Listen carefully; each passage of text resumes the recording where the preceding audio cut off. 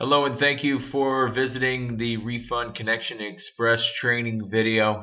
The purpose of this video is to introduce you to the software platform used at our locations and also briefly introduce you to our company. So refundconnectionexpress.com, that is our website, and you can chat with us at 800-846-4980. If you are in the tax business or looking to get into tax business and want to shorten your learning curve or learn from people that have been doing it for a very long time successfully, take your business to the next level in terms of just expanding your marketing efforts and reaching your customer base, and in all honesty, just making more money, go ahead and give us a shout. If you don't like any of those things, then don't give us a call. Just kidding. So the purpose of this video is really just to focus on the tax software component. So I'm going to go ahead and go to our page here, which you can see us at Refund Connection Express, obviously, but the URL is rce.cloudtaxoffice.com, and your preparer name is going to be Connection. This is just a sample login, and then Express is your password. So Connection Express, and it's just a demo office. You can log in. You can't break anything, so go nuts and go ahead and play around with it. So this is a cloud-based software. You don't have to worry about updates. You don't have to. You can access it from anywhere if you have permission to. It works on any host, any internet service, any web browser you choose, whether you're using Chrome, Firefox, or Safari. Works on tablets, works on iPhones, and any type of phone you got. So I'm just going to go ahead and log in. It's going to take me into my office. Welcome to RCE Test Office. I'm not going to remember the password. And I've logged in as just a basic preparer. I'm not logged in as a manager or an admin, so I have restricted capabilities. I can start a return. I can check on returns that are already in the system, and I can do prior year returns. I'm not going to do any configuration reports or printing checks. But what we wanted to focus on was the throughput of the software. Actually, just a tax return start to finish. How do you do it? So the first place we're going to start is at Start, and we're just going to click on Select. It reminds us about our 7216 requirement, basically the consent to use using the taxpayer's information for the purposes of a tax return and tax return only. Great, thank you. Okay, and the next screen is going to be to enter our Social Security information. When we enter that information in this screen, it's actually going to register a quote-unquote account and start tracking the taxpayer's information. So I'm just going to make up a social here.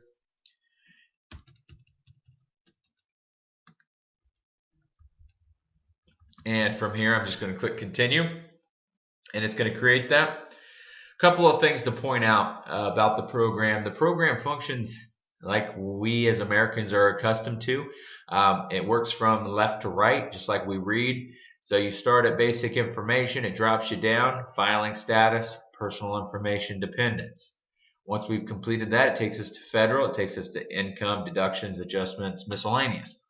So really simple, really natural, really intuitive.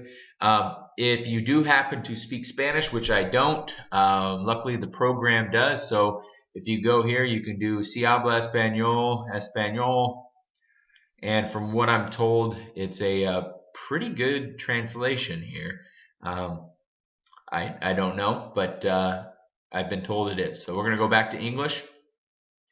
Now the program allows you to operate in a pretty unique fashion. There's two different ways that you can use this portion of the screen. As you can see, there's I know what I'm doing, and then there's please help me, I'm not very certain. So if you know what you're doing, you can just make your selection as far as your filing status. If you're not 100% certain and you want to make sure you're doing it right, you can use the filing status wizard. Now this wizard option is available to you in pretty much every screen you go to, whether you're in income, you're in a state return, you're in deductions, which is where I really like it. You don't skip over anything that could potentially benefit your taxpayer. So we know what we're doing, so we're just going to click past this head of household, and we're going to jump to personal information, and we're just going to make this primary taxpayer. If I misspell anything, you know what I mean. So we're going to go 1010 1984 or 83, yeah, and we'll do sales as our occupation. Going to jump down to 2333 Boulevard, and we're going to go to 90222. Yep. So we're going to Compton. We're going to put in 20971. Just making up information here. And then we are going to click continue. From here, it's going to take us to our dependent information. Do you or do you not have dependents? If I don't know what a dependent is, you're going to see this throughout the program. It's going to give me a brief description per the IRS rules as to what a dependent is. Do you or do you not have these people? We are going to say we do, yes, and we're going to enter in our dependent, and it drops my last name in there for me. They were born on 10/10 of, oops, stay on page. I'm going to go 2010, and we're going to put in our social, and we're going to put in D for daughter. Right here we've got a number of months the dependent lived with us, 0 through 12, Canada, Mexico, divorced, and the unfortunate one of kidnapped. That's awkward. So from here we're going to go to if you have any of these situations, full-time student, disabled dependent, unfortunately, it will drop you down and allow you to put in the student's information, drop it down, put in the disabled dependent's information there. It will basically trigger additional things later on in the process to help you complete that and make sure you're staying in compliance. We're going to click continue. From here, it's going to take us back. Do we have more dependents? If you do, go ahead and simply click add. If you want to get rid of a dependent off your tax return, not in real life, you just go ahead and click delete here. And if you needed to modify it, you can go ahead and click edit. We're going to click continue and go on to our federal section. Incoming message. Now from the federal section, we've got income, deductions, other payments if you owe, and miscellaneous forms. You can jump around anywhere in the program. If you want to go to deductions and skip past income, you can do that. If you want to go to income, you have 3 different ways to access forms in the program. Again, we have our wizard. Not 100% certain, need a little bit of help. The wizard can help you out. Enter myself, I know what I'm doing, and then I really know what I'm doing and just want to navigate straight to the form. W-2, there it is. If you had a 1099, all your 1099s pop up, and it's quite a significant list. If you had a schedule whatever, you type in schedule, there it is. And lastly, anything related like child, education expense, education credit, whatever it is. So we're going to say that we're just going to enter myself here. And the first one that pops up, this is basically line 7 through line 21 of your 1040. And we're just going to start at the top, line 7 being your W-2. And we are going to enter in 87654. Let's see what pops up there. See if it's already in the database.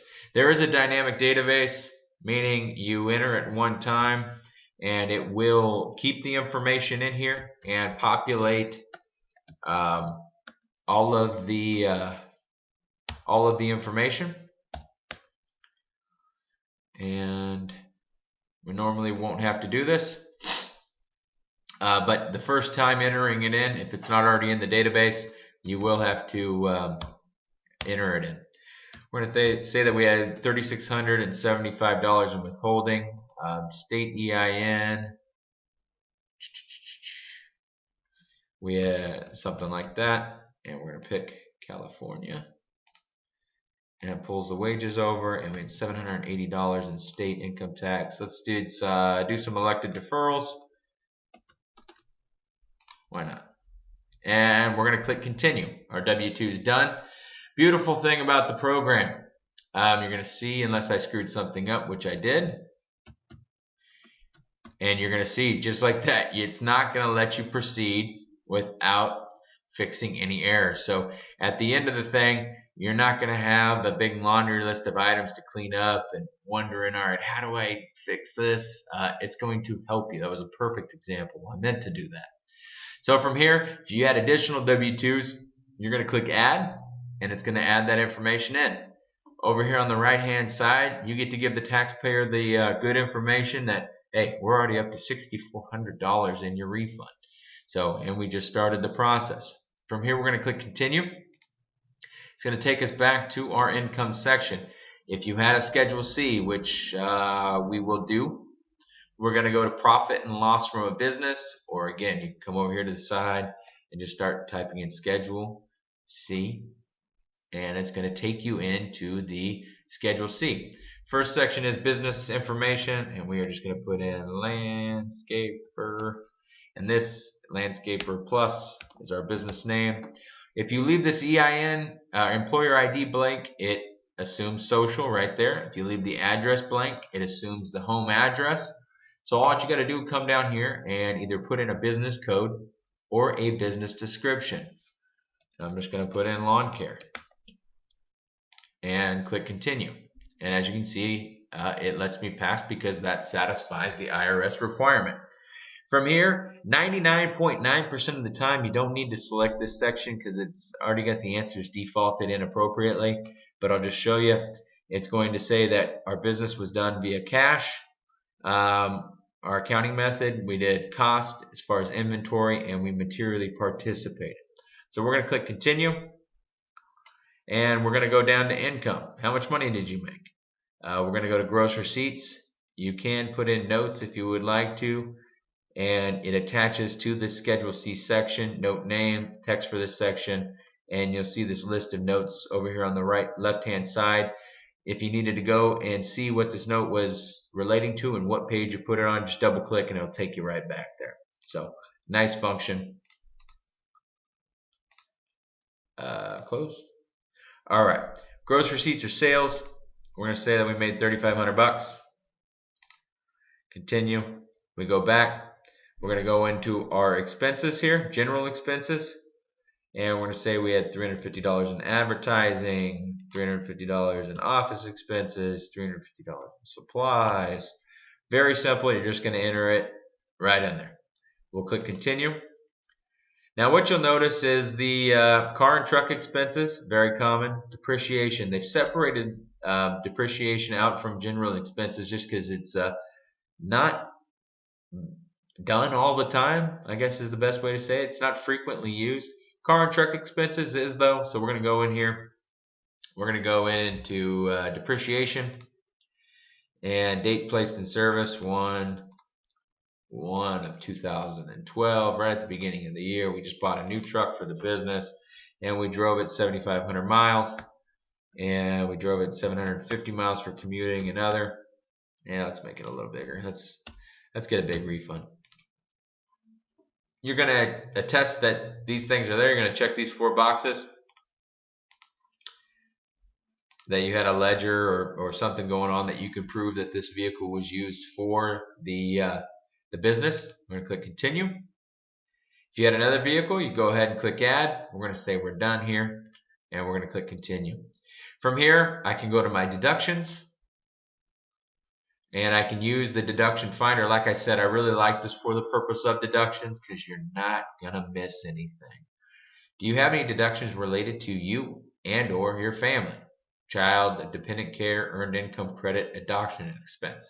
So I'm just going to show you real quick how good these questions are. Did you own a home or property at any time during 2012 where you may have had real estate taxes, mortgage insurance paid, home energy credit? First time home buyer repayment that you need to take care of? No? Okay, great. Did you make any charitable contributions? Oh, you did? Great. Let's go ahead and click in there. Yes. And what did you do? Tithe to a church? Did any of these? Yes, you did. Okay, great. And we're going to, charity was church, and the description was tithe. And we donated, I don't know, $1,200. And we don't care about the date. It said it happened during 2012, and we're going to click continue. It's going to recalculate over here, continually giving us the good news. We got $7,000 refund coming right now. And then I'm going to take my fees out. So you may not want to tell them you can do what you want. So we're going to go to the state section and add a state return in here. Do you have a state? Yes, I do. Where was it? Were you California? You can either select from the drop down, or you can just click on the state, and you can see it will select there. You can add as many states as you want. I repeat, you can add as many states as you want. I'm going to click continue, and they will be e-fileable, if that makes sense. Click resident, continue. And how would you like to do this? You want to do it yourself, or you do it yourself, or use the wizard? I'm going to say I'm going to enter myself, because we're not going to really do anything here. Everything is pretty much filled out that I need filled out. If you need to do any credits, you have itemized deductions within the state. If you had any additions to the income, you can go in there and do that. I'm going to just click continue. And we're going to look at our state refund there. We got $7,800 coming back, or $780 coming back, and we didn't touch anything. So very good. I'm going to jump on to the summary section. And it's going to do the summarizing here, where it's breaking down each category. If you want to go in and look at details under credits, taxes and credits, it's going to break that out for you. If you wanted to drill down a little bit further, you can go into each of these sections and actually and look a little into the information. I'm just going to click continue. Here it's going to take me to my EIC page, I believe. In 3, 2, 1. Yep. So this is my EIC due diligence page. Going to want to make sure we answer these correctly. Was a taxpayer resident alien or non-resident alien? No. No. Yes. Yes. Yes. Yes. In my scenario, you're going to make sure you do this properly. I'm just blowing through it. Yes. Oops. And taxpayer or spouse provided the information. You can go through and pause this if you want to look at them. What documents did they bring in to validate their business? A couple of these here. What did they bring in for the child? Oops, that's not what I wanted. As you can see, if you answer something different, it will expand into asking you additional questions for validation. We're going to say that we had those options there. We click continue. And now we get on to my favorite portion, which is not this page. This is if you want to send any information to the IRS, which we do not. But the e-file summary page, the pass-through page, this is going to basically set it up so that we can tell it, how do we want our money back? Well, I'm going to do a TFS, Taxslayer Financial Services check. That's what I want to do. So I'm going to print that out in my office. And I'm just going to click next. From here, it's going to take me to my fees. What are your preparer fees? Well, this guy had a Schedule C and some other stuff going on. Now these can be set up to where they're auto-calculating based off of billing schedule, where you still have the ability to modify them depending on your permission set. But I'm just going to write them in for our purposes. Now, state return. How do you want your state return back? We're also going to do a bank product on the state return. Reason we want to do a bank product on the state return, because if the Fed funds, if the state funds before the Fed, your fees come out of the state check. If the Fed takes a while to fund and the state funds and you've just done a regular state check or direct deposit, then you're out your fees there. So, or if they have some FMS debt or something going on. So if you do a state check, and a Fed bank product, you have two ways to collect. So you can either get paid out of the state or get paid out of the Fed. Or if the Fed's not enough, the state will cover the difference if they had something going on to where they had garnishments or it was reduced for whatever reason. From here, I'm going to go to next. And we're going to click that. We did the 7216. We're going to skip this text message component. But if you do put in the customer's cell phone information, the program will automatically send a text message to that client when you printed the check. So it will not say, not when the check's just ready, but when you printed the check, when you are ready to distribute the check. That is when that message will go out.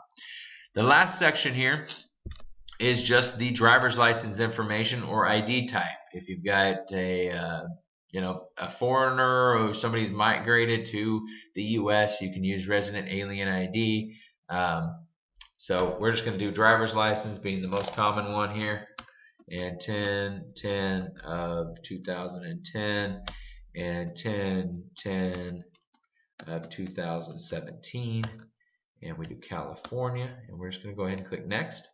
From here, I'm just going to click save. It's going to take me to my option to print, which is right up top. What do you want to print for the customer? You want to print 2 copies, 1 copy, you want to retain a copy. This will include all of your signature pages in this set, bank documents and everything.